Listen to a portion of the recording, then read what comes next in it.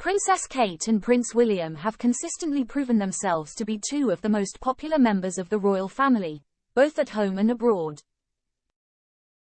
Even as newlyweds, they were already out and about charming the world on a series of successful royal visits, from Canada to the US, before tours in Australia, India and Pakistan, among others, followed. In the past few years, however, they have been noticeably absent from the world stage, naturally in part due to COVID-19 travel restrictions and their 3 children all starting school, meaning they need to be at home more. It is also true that their last big royal tour to the Caribbean did not exactly play out as planned, with many criticizing it as a symbol of past colonialist sentiment. But it is now time for the Walesers to shrug off these concerns and see the world again, to nurture important links with the Commonwealth and promote themselves as the future of the firm for all people to see. Click here to join our WhatsApp community to be the first to receive news about the royal family in the past. Kate and William have always played well with the public, whether at home or abroad, as their array of trips over the last decade or more has shown. Their image as happy newlyweds in Canada and the US, where they went just a few months after their wedding, was infectious, as the world had still not yet come down from the high of their glorious wedding day, which was televised around the world. The couple further enchanted the public when they brought baby George along with them to Australia and New Zealand 9 months after his birth, an important move as Princess Diana broke new ground for the royals when she took an infant William with her to the region in the 1980s. Charlotte tagged along too a few years later, cementing Kate and William's status as hard-working parents trying to juggle their duties with family life, and when Charlotte was photographed having a tantrum in Germany, it made him appear even more relatable.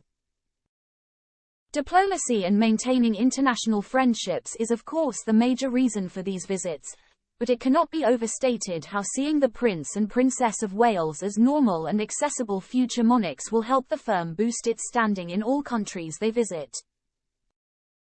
It was this relatability factor which seemed to be the sticking point when it came to the Walesers' last tour, a trip to Belize, Jamaica and the Bahamas in March 2022. While they were the usual charming selves, an unfortunate image of them greeting Jamaican locals behind a chained fence was slammed as them showcasing their position as colonizers, as the local people made a stand for independence. One planned trip in Belize was called off due to protest fears, and everywhere they went rumblings of reparations for slavery followed them.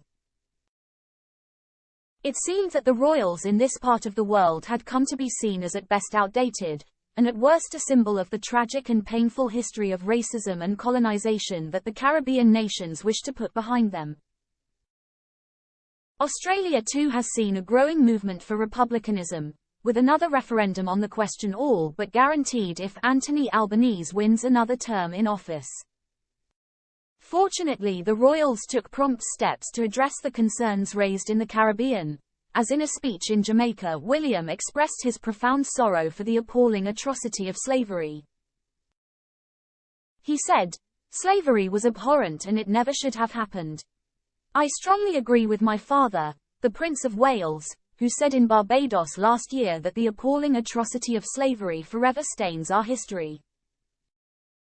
King Charles too has always made it clear he would support any country's democratic decision to become independent, as he did in 2021 when he traveled to Barbados to commemorate the nation's independence.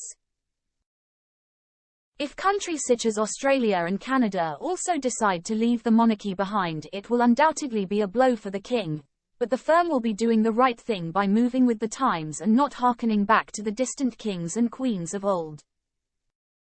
The key selling factor of Kate and William is their accessibility and understanding of what it means to be a 21st-century monarch in an ever-changing world.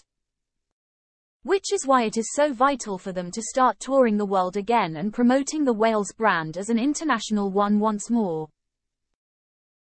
By embarking on more royal tours, they can continue to show how the monarchy is moving forward and listening to the people, rather than being subdued by one misjudged photograph. If the royals want to stay relevant, they need to show themselves out among all their people, getting to know them and all the countries they represent. With Prince George, Princess Charlotte and Prince Louis in tow, the Wales clan would be a royal force to be reckoned with.